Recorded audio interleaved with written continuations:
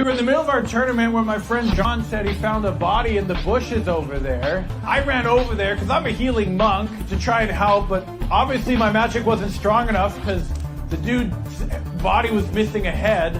So my friend decided to try and use a necromancer spell, which didn't work, which I knew it wouldn't.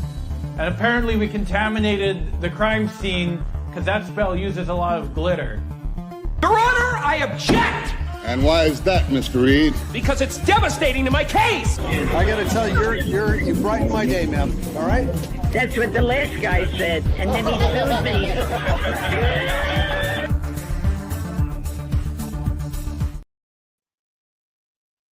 Hey folks, welcome to Brit Happens, or welcome back if you are someone returning.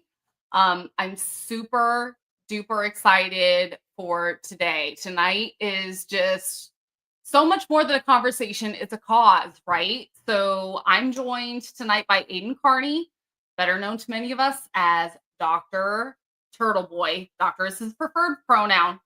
Dr. Turtleboy is an independent journalist who has been relentlessly investigating the Karen Reed case, uncovering a coordinated cover-up involving police, prosecutors, and other powerful institutions in the Karen Reed case. But Aidan's pursuit of justice has not come without its kick of the hornet's nest, right?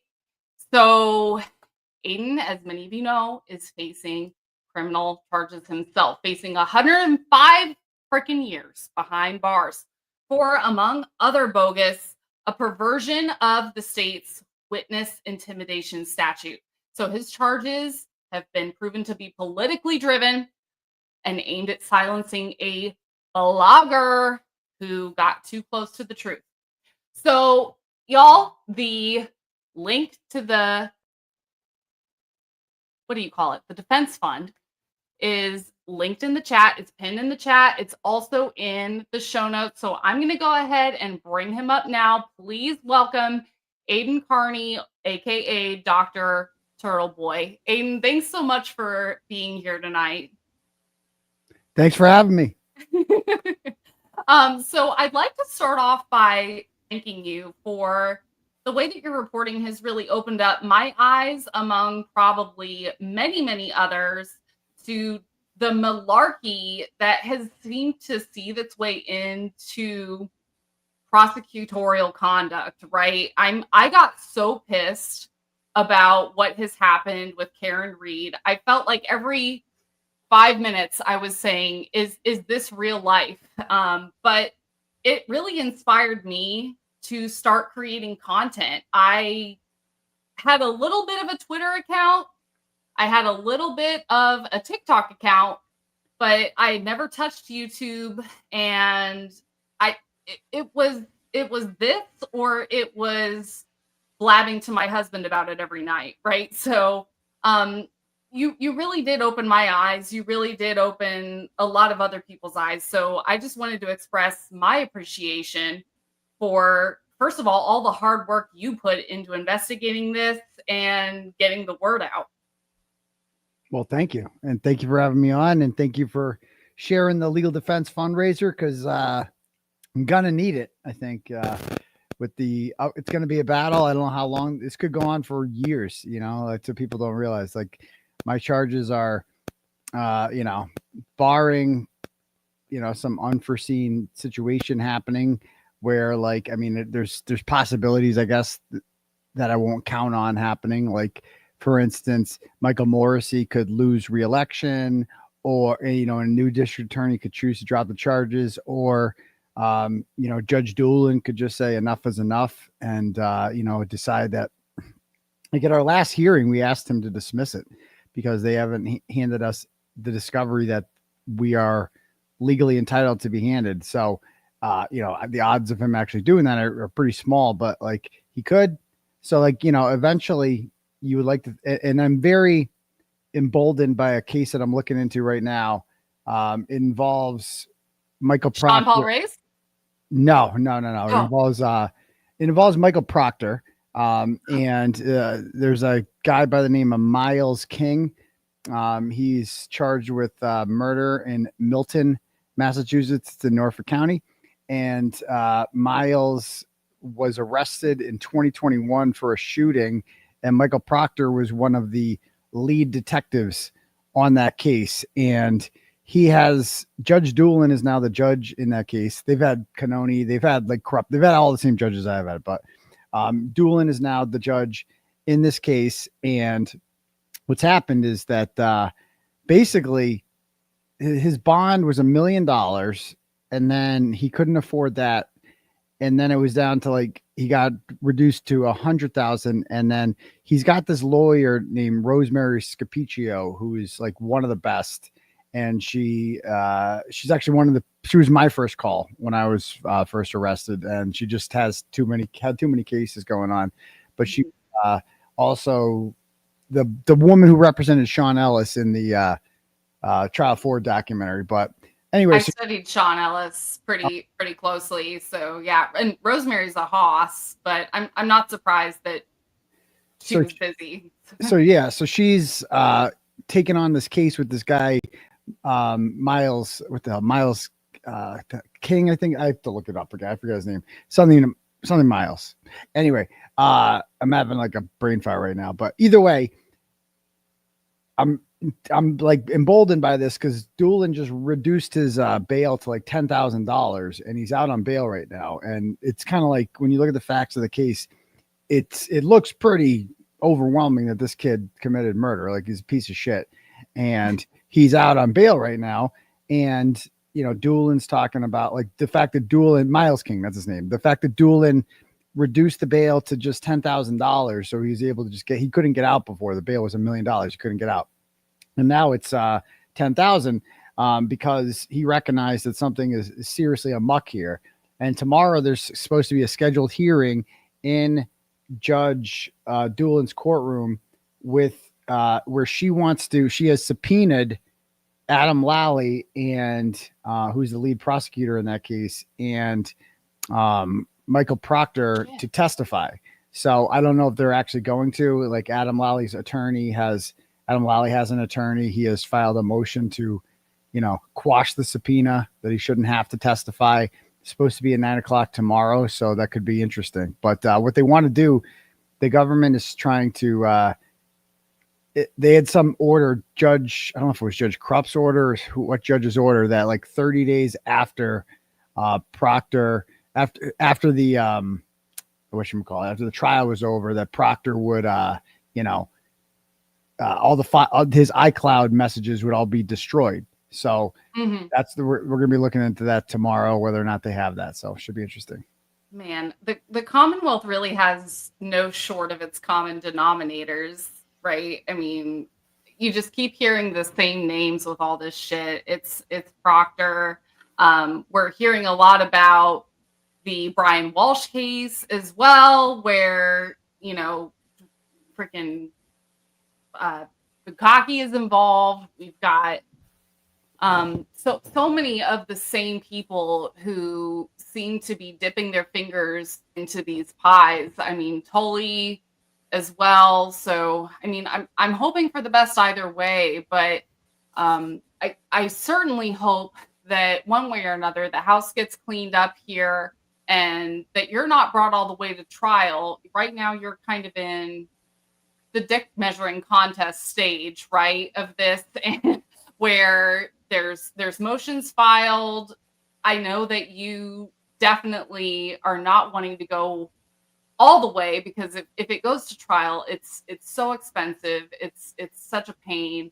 If this other case that you mentioned goes to trial, I've never personally heard of it, but I'll certainly look into it. But if that case goes to trial, it's a lot of money. It's a lot of taxpayer dollars gone to waste. So, but at the same time, it seems that every single case that you're bringing up, that you're bringing to attention, that I seem to be looking at, I'm a Floridian, so, there's only so much that I hear, but as a Floridian, the things that I hear seem to have all the same names. It seems to have Buchanan, it seems to have Proctor, it seems to have Tully.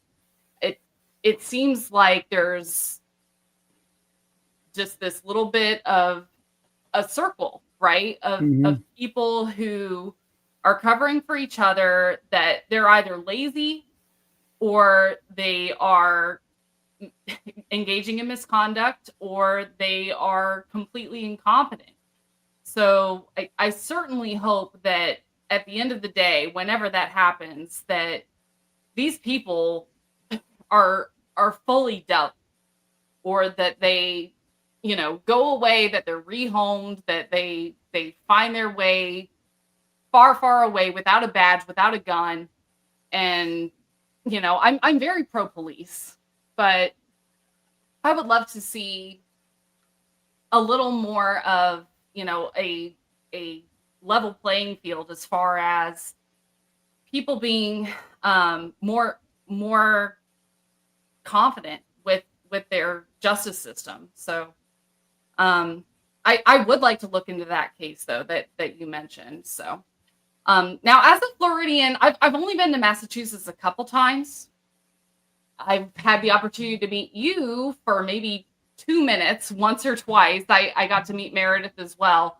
One of which was in the Tavern at the Square in Dedham this past January. Mhm. The other was literally on my way out of town. I was leaving the courthouse. I rolled my window down and waved at you.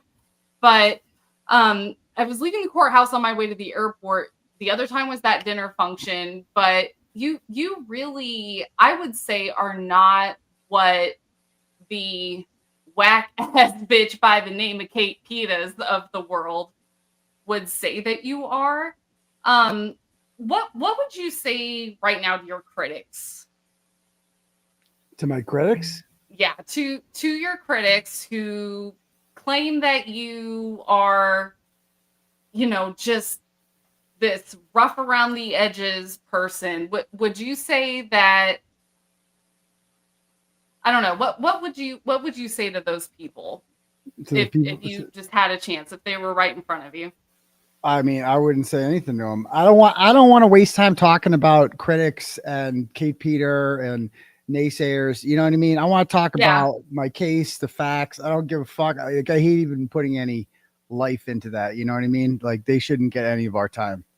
I hear you. Yeah, let's not give them a platform. I'm with you there. Yeah. So let's talk about the other case that you've kind of been covering lately right now, which is the Sean Paul Ray's case in Connecticut with that guy in the driveway and the who really went way out of line. I mean, very much like your case, this sergeant went so far beyond. When he had his door knocked on, he spat in the guy's face. It seemed like, again, another common denominator. There was definitely what I would call a targeting of journalists. What do you think about that? What do you think of law enforcement's relationship with journalism?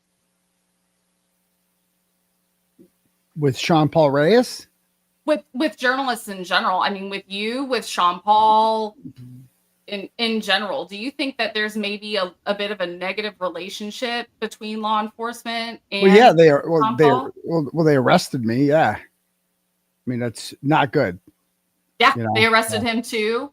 Yeah. And in both cases, there's definitely been a perversion of existing laws.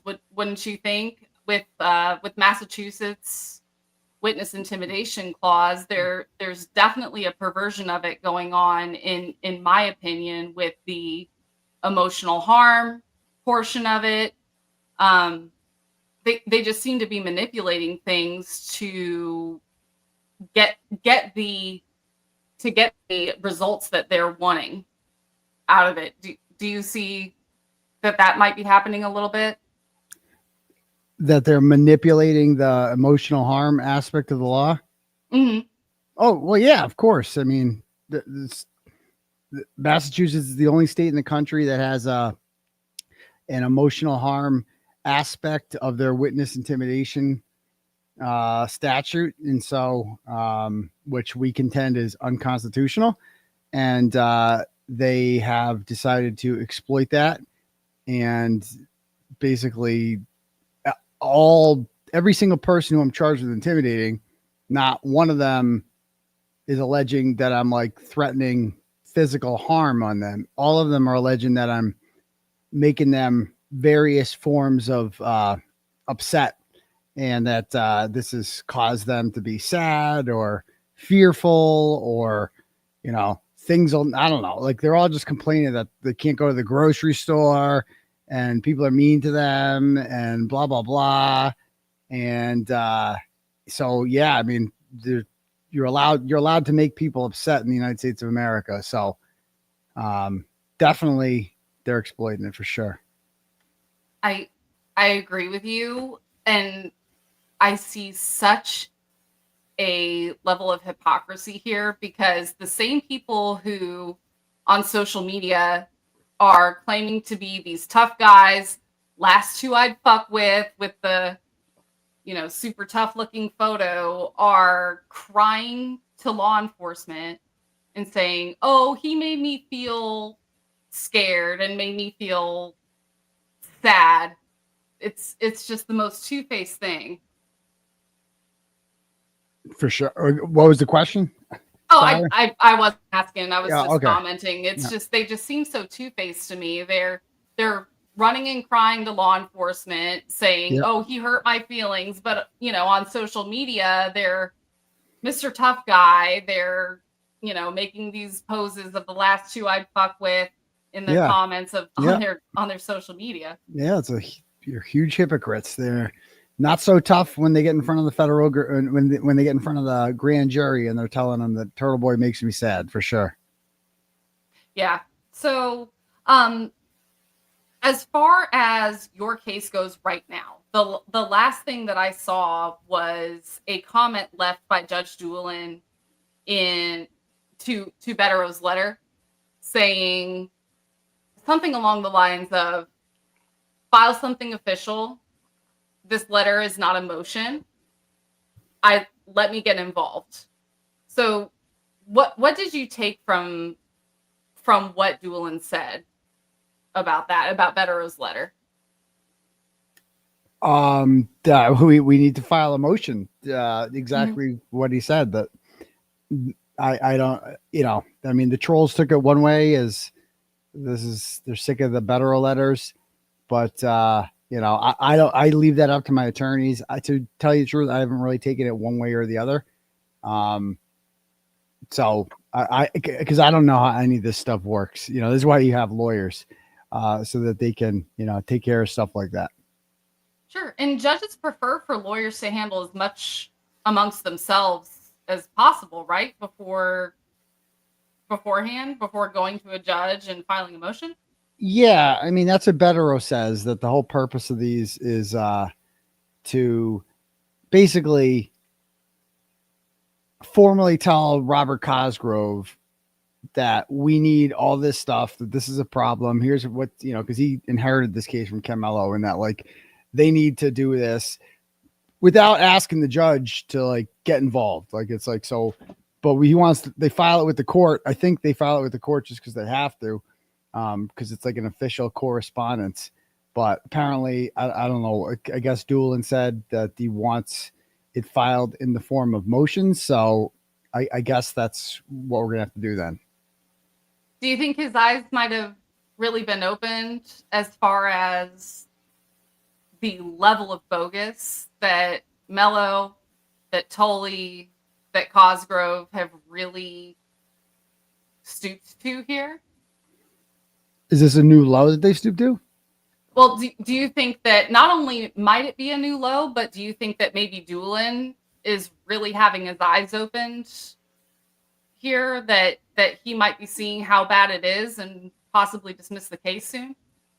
I don't think he's going to dismiss the case anytime soon. I just think it would be too outrageous for him to do something like that. And I think that, I mean, that's just my experience.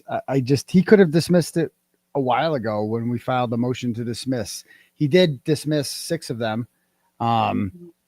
you know, but he could have dismissed the rest if he really if he was really bothered by this case and he didn't want to deal with it anymore. He had the option to get rid of it, but so that's why I can't imagine that he would just get rid of this all. So I can hope he would, but I'm thinking long term. Yeah, I'm with you here. I love that you're kind of playing the long game here instead of taking things kind of day by day and one at a time. That really shows in your articles, that really shows in your YouTube show, that you're playing chess instead of checkers, so to speak. For sure. So, the movie that is coming out about you, how did you feel when you were first approached by producers? So I first signed with a documentary company in August of 2023. It was Mark Wahlberg's company. And so it was a year exclusivity agreement in which they basically, they had my rights and I couldn't interview with any other, agencies or production companies or anything like that. So I was, confronted or asked to participate in Karen Reed's project and I declined them. And then I was asked to participate in the Sandpaper documentary and I said no. And then I met so I kept asking these guys kind of like, what's going on? Is there because I'm not in any of the meetings that they have with streaming providers or anything like that. We hadn't really done much shooting or anything. So I'm like, what's going on with this? Is there making any progress or what's happening? And towards the end, I was introduced to a guy named Jeff Caligari through my PI. I have a PI named Mark Chiappetta, and I met Mark through Tim Bradle when I went to jail. He did some PI work. He talked to a lot of people, knew Lindsay Gattani, to find out information about that, and we got a couple of them to write affidavits to help support me, etc. So Mark knows this guy Jeff. Jeff is from the North Shore area, and he lives in California now. He runs a company called Compelling Pictures, and so we all went out to dinner in the North End last summer, and it was a great one. My contract with the Wahlbergs was about set to end. And they really wanted to keep me. And they were like, oh, well, we're really close to getting a deal and blah, blah, blah. And, something about Jeff, he just sold it for me. And he offered, and I got, the other guys didn't pay. So the other guys, you get paid eventually. And there was no motion picture involved. It was just for the documentary rights. And how documentaries work is you don't get paid. The people in documentaries don't really get paid much, usually because they don't want to be biased. So they don't want to, you know what I mean? So that it's kind of like a thing in the industry. People featured, you don't make money off a documentary, right? People featured in it, but how you make money is off of the movie rights. So to make a movie about me, a production company would need my life rights, right? So they couldn't have somebody play my part without I could sue them if I wanted to, right? So Okay. Whereas we don't need Karen Reed. We would like to have Karen Reed, but we don't need Karen Reed because she is a public figure. Could you do me a favor? Any chance you could make those a little bit smaller? It's just really distracting. I'll just leave them off. Okay. I'll just leave them off altogether. I don't know how. I'm a baby channel. No, it's all really good. sorry. It's all good. No, it's there are cool. certain settings I just don't understand yet. So no, all good. If there's a few different kinds, but I totally get it. Not the best time to mess around and experiment with them. So, but yeah. So anyway, so I signed with I had a good feeling about Jeff, and what I liked about him is he's just totally, 1000%. And, you know, and by the way, go fuck yourself. Like, you're going to start pissing me off, you commenters there. Go fuck yourself. She's telling me I'm so rude for asking that. Like, go fuck yourself, Em. Seriously, fucking go in a hole and fucking die. I hate you. You can get me fucking fired up. Shut the fuck up. You get me all fucking He's the guest, kilter. guys. Yeah, shut the fuck up. I'll say whatever the fuck I want to say. If I get distracted by something, I'm a fucking say it. And you know what, Em? You're going to sit there and you're going to do what you fucking do best. Swallow it. That's all you're fucking good for. Sit there and fucking swallow it. You don't like it? Get the fuck out of here. All right. Anyway, she's not talking to Aidan. Well, I apologize. Then. Either way, I'm just not feeling it. Okay. Anyway, so back to the movie. So I'm excited about the movie because Jeff is like so pro Karen Reed, and he told me that like even if she was convicted, he would still he would turn into like a trial 4 type documentary and like work on the appeal and follow her through that and blah blah blah. But luckily it didn't happen. It had a happy ending. And so yeah, we're gonna do that. We're gonna do the and then the movie will come out hopefully after that, about a year or so later, and then we'll be good. So have you laid awake at night at all and just thought, who are they going to cast as Michael Morrissey? Oh, I have no fucking clue. I know other people really like talking about that. It's a popular thing on TikTok and stuff about who's going to play what role. I don't really think about that too much, to be honest. I mean, whatever happens, I'm just excited and honored to have a movie made about me at all. I'll believe it when I see it. Like I said, they have my rights. There is a contract. I will be getting paid for it. And I trust Jeff 1000%. So, and he seems really gung ho about this. So I'm excited to see what comes of this. I am too. And it makes me feel so much better that you told me now that Jeff is pro Karen, because there have been a couple times where there have been releases of like the 2020 thing and all these documentaries that we've been so thrilled to watch. We downloaded Hulu and made new accounts just to be able to watch it. A lot of us did. And then it turned out to be, just this very one-sided production. So hearing that Jeff really sees things for what they are makes me feel great about how your movie's going to come out. Yeah. So especially the doc, that because they can really, in the documentary, the doc is being used to kind of build hype for the movie. And the doc can make or break you, as we saw with Karen Reed. Like if they want to make you look bad, they can make you look bad. They can take things out of context. Yeah.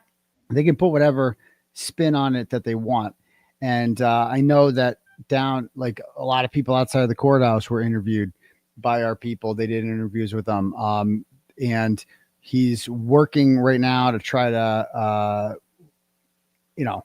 we're working on bringing in other people to sign with us so that, it makes it, because we're competing against the Sandpaper people. The Sandpaper people it's the British company that has allegedly interviewed several McAlberts and the O'Keefes and stuff like that. And Zora, the director of that, was down there, and I think she was just looking for people to talk to, and I told people don't talk to her. She's gonna do a hit piece on you. I mean, if you want to be on a doc, go ahead, but they're gonna make you look bad. And it just backfired her, obviously, when the acquittal happened and everyone was all happy, because that ruined her ending of the movie, which I think she thought that it was going to be a bad ending for Karen Reed, and but it didn't turn out that way. Man. So do you think she'll go and redo a lot of it to maybe change the tone of her production? Or no, there's nothing she can do. She's, well, she has no access to me. Like you can't, Uh, I don't want to sound cocky, but you can't do a good doc about this without me. Like, I mean, you could try. The one about Karen Reed was good because they had Karen. But if you don't have Karen or me, what are you going to do doc on? Like, who's going to be the main character of your documentary? Like, who are the people that are going to be interviewing and speaking about this? Like, nobody wants to watch. There's no market for a documentary that's sympathetic to Jennifer McCabe. There's just no market. Nobody wants to watch that. That will fucking bomb. If that is their plan, no one's going to watch it. So go ahead and put that out there. So like, that's why they were kind of hoping to have like a both sides thing. That's how they kind of proposed it. But like I've said a million times, there are no both sides to this story. There's the truth and then there's the lies. And we are the ones pushing the truth. The jury agrees with us. The jury agreed with us twice. And, at the end of the day, nobody wants to watch their crappy documentary because they don't have anyone good. They don't have anyone from Karen's defense team. These are the people, in a documentary, you want to sit down and you want to watch good interviews with people. You want to watch, hear from all the players in it. Right. And, Michael Proctor's not going to be in it either. So it's like, you're not even going to hear from the police that are involved in this. So like, who are you going to talk to? It's literally just a McAlbert propaganda piece. And there's no market for that. We saw that with, M. William Phelps' stupid podcast there that nobody listened to. Like when he turned it into Valentina's guy. Yeah. When he turned it into a hit piece on me, it was like no one wants to hear this shit. Absolutely no. And it turned out to be true. And he's like, oh, wait till the second trial. Then people are going to be want to download it. No, there was nobody wants to hear that shit. What he doesn't understand is I'm immensely popular and he's cocky, he's arrogant. No, it's a fucking fact, bro. Look at the crowd behind me. Look, I came out to that shit. They went fucking wild, right? They did. And it was like the fucking Beatles. John DePietro got his ass booed and I walked out there to people going fucking wild. I don't care if you're a capitalist and you make movies and documentaries and you see that and you're like, you know what? I want to turn that guy into the villain. See the guy everyone's cheering for? Yeah, I'm going to make him the bad guy. Good fucking luck. Let me know how that works out, you fucking retard. It's like, do these people not understand how to make money? If you want to make money on this one, make me the fucking good guy because I'm popular for a reason. Not because I'm not because people like a villain, because people recognize the work I've done on this. And people recognize that I'm right about this. And the jury agreed that I was right about this. And go ahead. You take your fucking retarded ass documentary and see if that sells. Let me know how that one goes. Yeah. I mean, you've given yourself a 90-10 as far as percentage of people who think that she's innocent versus guilty, right? So if you're looking at a market for that kind of production, same ratios, right? Yep. And that's how I felt with these damn documentaries. They were trying to give equal coverage to each side of Karen's case. Right. And what I saw was an equal amount of coverage, but equal does not mean that it's fair. Karen did not get a fair amount of coverage in those productions. It may have been equal, but it wasn't necessarily fair. They're not the same thing. In the documentary? Yes. Well, in just about every one. I mean, the 2020 first. The show, the 2020 stuff. Okay, yeah. Oh God, sorry. Yeah. I mean, every single documentary I saw of Karen's was like that. It seemed like they were trying to split things 50-50, but by doing that, you're puffing up the McAlberts. Yep. And you're pissing off 90% of the people who are aware of the case, who really know the facts of it. I mean, I've never seen Tara Kerrigan talk so much in my life. Yeah, nobody wants to hear from her. Nobody wants to hear from Tara Kerrigan. There's no market for that. Like literally no one. I mean, once you find out that she dated John like 20 years ago, it just instantly gets creepy. It just gets creepy. Like nobody is that close to their ex-girlfriend from 20 years ago. Nobody. There's no way John was that close with her. No fucking way. If she was that close to him, which I don't think Karen has ever said that she was. Like, Karen would have met her a million times, right? They would have hung out socially. If she's that close to John, there's no pictures of them together. And like, that's creepy. It's like, so obviously, like, you were in love with him. Just say it. Just say you're in love with him. Like, everyone can plainly see that you are obsessed with this man, that you take time out of your day to go to his shit. Like, nobody is that close with their ex-boyfriend from 20 years ago. Nobody. That's not normal. Stop normalizing this woman. Stop normalizing the leprechaun there, Brendan Kane. Okay. And just don't put John. Nobody wants to hear from John Jackson ever again. We know what he's going to say. Nothing of substance. There's no market for that. Like, when he was on Greg Hill, he completely embarrassed himself. He got on there and they were like trying to give him a chance to explain his side. And they were being sensitive to the fact that he's like friends with John, even though he never met Karen. Another one that never met Karen. Never. And he just talks in circles, says nothing. And that's it. Gross. Guys, just a reminder, we are here to raise funds for Aidan's defense. So we got $50 from Aussie Insider. Thank you. Thanks, so Aussie. Much.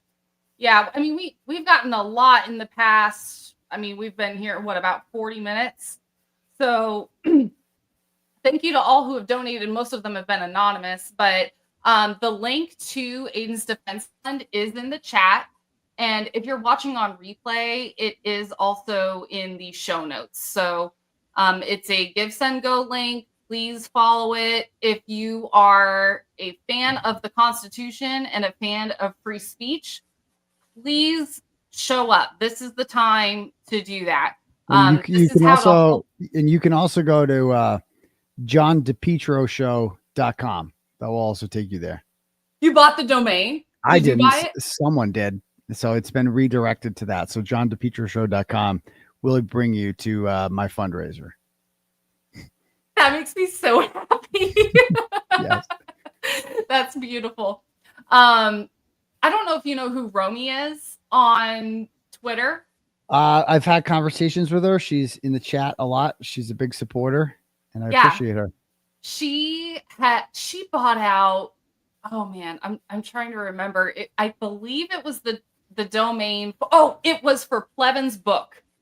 She bought the domain for stormofsuspicion.com. Oh. And if you clicked the link, it would take you to Karen Reed's defense fund. And oh my God, that was so great. I can't tell you how many times I shared it and probably confused people. Like, oh, I thought she supported Karen Reed. What's this about? But yeah, she bought that. I don't know if it's still there. It was at least for a couple months. I mean, I love the humor of this whole movement. Yeah, I haven't read Plevin's book. I never will. I'll rely on Auntie Deb's morning program for updates of that. I also watched Broken Baker's interview of Plevin, which is must-watch theater. Just the Broken Baker interview with Plevin is a very underrated YouTube comment. Like, he's the only Karen Reed supporter that actually got Plevin to come on his program, and he didn't hold back. He was very honest with it. He was like, Plevin, this is you are very stupid, Plevin. You don't read the book. And Plevin was getting so mad. There's great comedy. Highly suggest everybody watch it. Baker is a no nonsense guy. I love that about him. I've been on his show one time, and he does not sugarcoat jack shit. He calls his son-in-law the idiot who dates my daughter. The idiot. He's just so definitely, if any of you who are watching don't follow him, please make sure you do. He's great. He's from the Scandinavian region. Yeah. I think it's Denmark.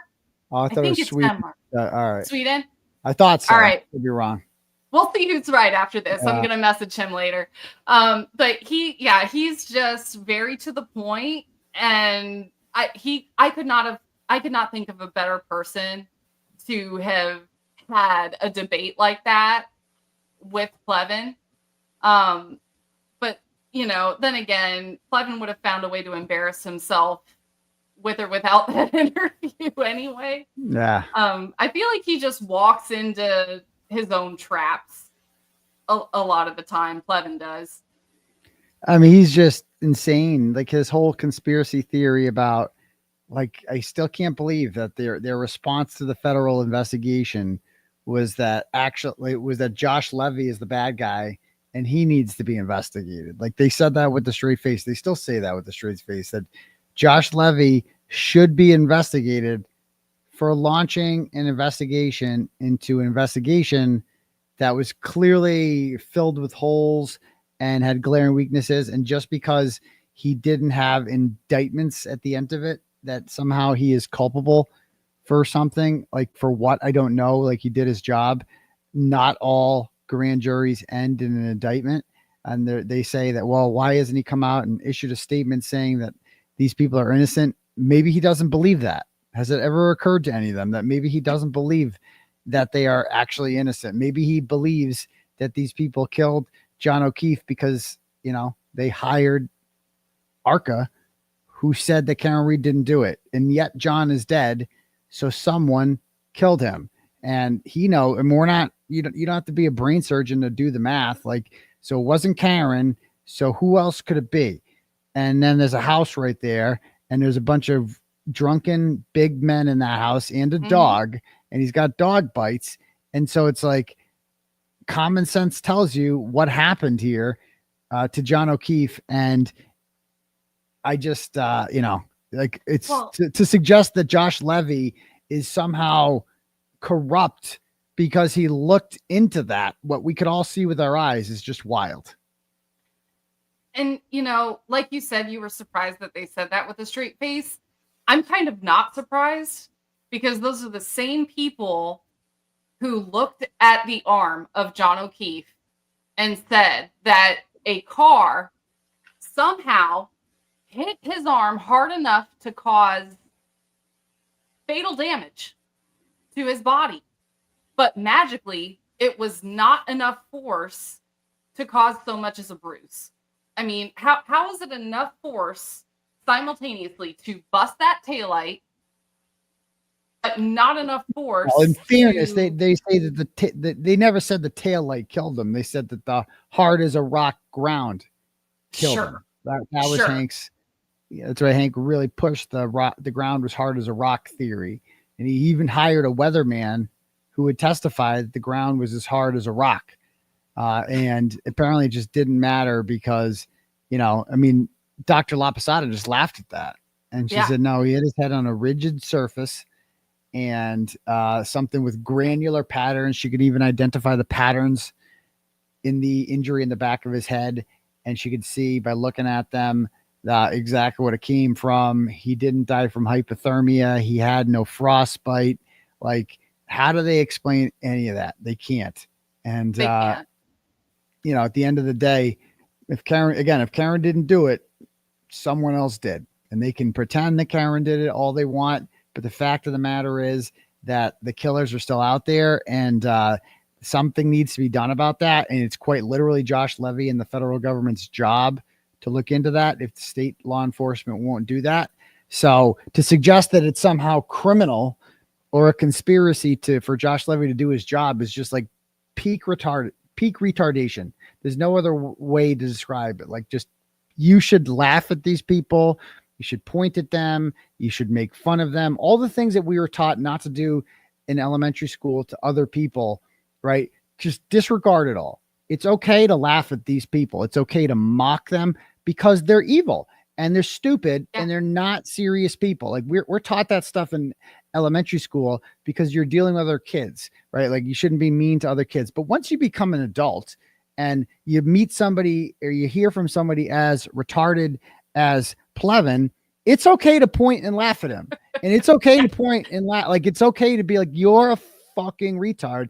And then you're that Jennifer Kofner, it's okay to mock her. It is. And it's okay to find, and I would argue that it's okay to find the worst thing about them and mock them for that. Things that they have no control over. Like if they're fat, make fun of them for being fat. And people are like, oh, you shouldn't do that. You shouldn't do that. It's mean. No. They're evil. It's okay. Your goal, I want to hurt their feelings because I know that's a sensitive issue with them, right? I know that like, Megabeth, I'm sure it's very sensitive that she's fat. Well, she's siding with evil. So I want to hurt her feelings. That's why I say that, because I just want to hurt you emotionally. I just want to cause emotional harm to those people, not the witnesses. We don't want to cause emotional harm. No, not the protected people. Whatever. Like it's okay to be mean and horrible to evil people. Like it's actually a really good thing, I would argue.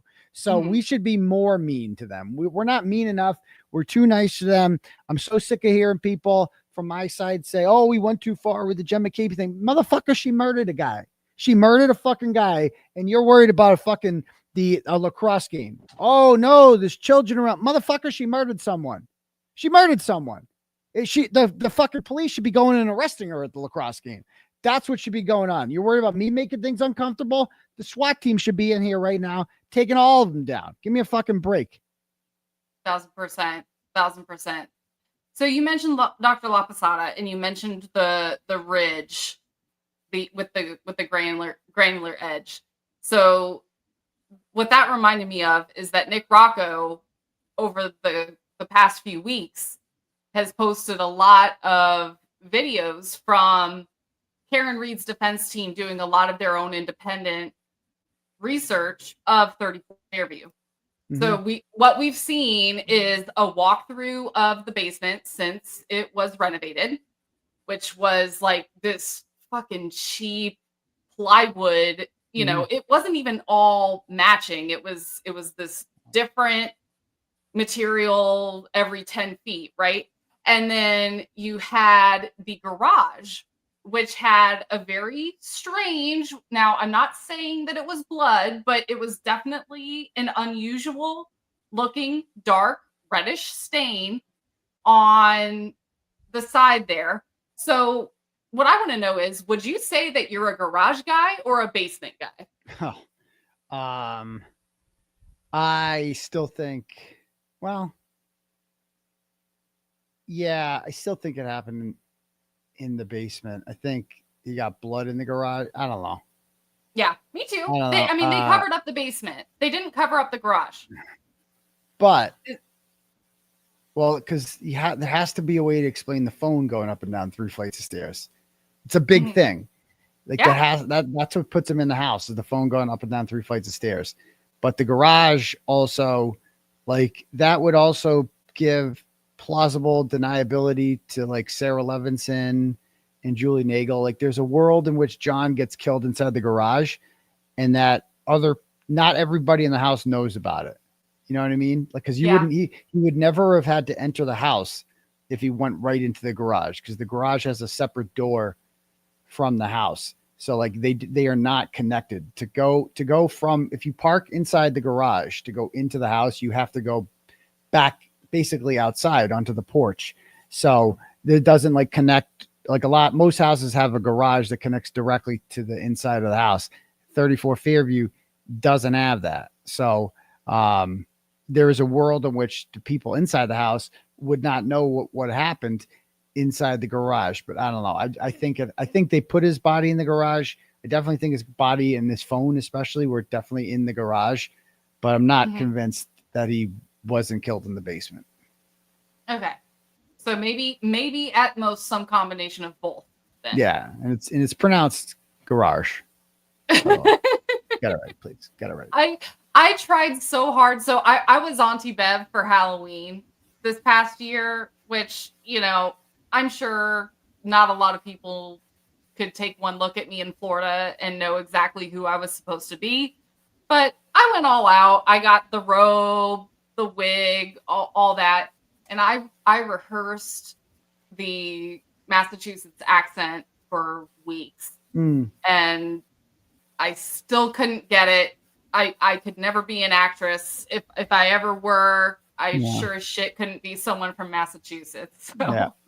So, but I got to get going just because we're cutting a little late. Yeah. So I got to go fill up my water and everything and get ready. But thank you for having me on. Go pee. Thank I you. appreciate it. And thank you guys for donating.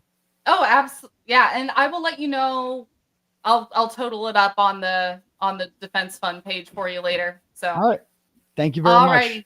Oh, absolutely. Thank you. And thanks for coming to a small channel, by the way. I really appreciate that, you know, you don't just spend your time with larger, more affiliated channels, that you actually take the time for new people like me at this. So yeah, I appreciate it. Anyone who asks, I'm good. So thank you for having me. Absolutely. You have a great night. Say hey to Mel. Bye-bye. Bye. All right. Well, thank you guys so much. Let's take a look at the defense fund page together. If I can find my glasses, because I have shitty eyesight. Let's see. That's okay. I'll just squint like a little badger. All right. So refresh. Thank you so much to Kim Campbell for your 30 in honor of John DePepe. Wishing we could see the expression when he realizes Turtleboy bought his name domain. Great show with Britt. Yeah, wasn't that great information, guys? Yeah, and thank you guys all for I was really nervous and my blood sugar was like 40. So it wasn't a good combination. But you know, we do what we do. We carry on. Robert Tripled Cosgrove. Yes, Christina, I'm from Florida. Robert Tripledip Cosgrove, thank you for your $25 donation to the defense fund. Sorry for being such a putz to you and Mayor and Court Aidan. I wish this could be more, but Meatball is having budgetary problems at NCDAO, and my payments have been slow coming for him. Maybe more next month. Hugs and kisses, Bobby. Thank you, Susan. An anonymous giver. Super impressed with your work and the impact you've already had and continue to build amongst your audience and the greater purpose to it all. Much love and respect. Thank you very much, Anonymous. Another anonymous giver, $10. Feed the Turtle Defense Fund. Kathy from South Carolina, 25. Thank you so much. Oh, that was more of a Melanie Little donation. So, okay. We'll count it. Let's see here.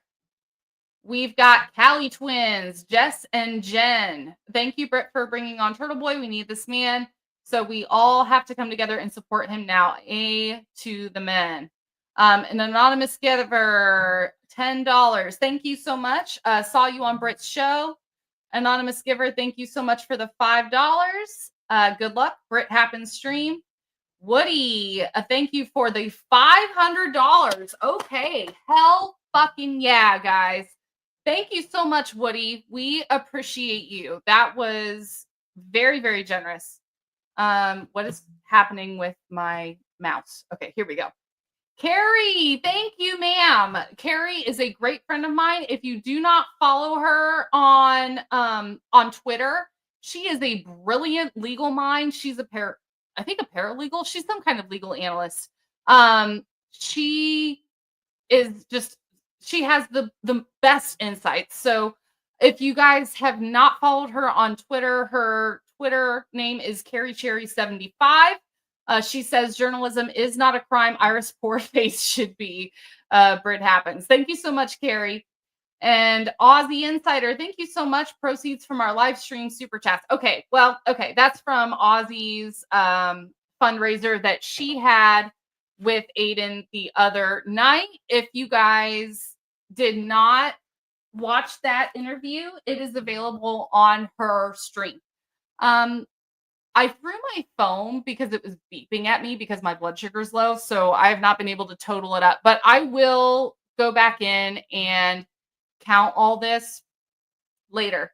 My fourth donation, I'll keep, thank you, Jeannie Emerald Gray. My fourth donation, I'll keep giving it.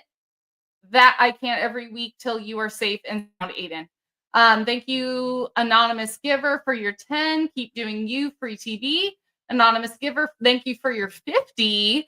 Brit Happens, free TB. Yes, y'all. Freed the turtle. Larisha?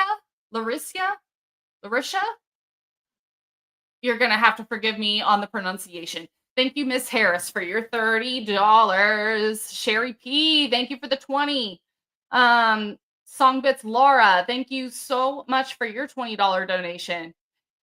Seize the day. I think that might be my friend Nikki, who is a mod on this channel, guys. And listen, guys, please thank the mods in here today, because there were, you know, Aidan's like black licorice. People either love him or they hate him. And I'm a little bit that way too. People either love me or they really, really don't. So it's all gravy. Oh, I'm better now. Don't worry.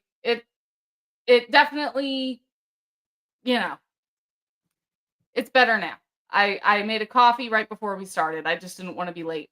Guy Dickinson, thank you for your 10. Free the doctor. Sarah, thank you for your $15 donation. Thanks, TB, for the coverage, and never stop speaking truth. Thank you, anonymous giver, for your $10 donation from one ADHD brain to another. Thank you, other anonymous giver, for the $5 donation. Very much appreciated. Leaves no comment. And Sherry D, Brit Happens Fundraiser, free Turtleboy. Okay, the one previous to that is from yesterday. So I will total all these up here shortly. I really appreciate everybody who donated, everybody who watched. I really appreciate everybody. This is a new channel. So if you guys did not hear about this channel before, I completely understand. We do cover cases that have inconsistencies here.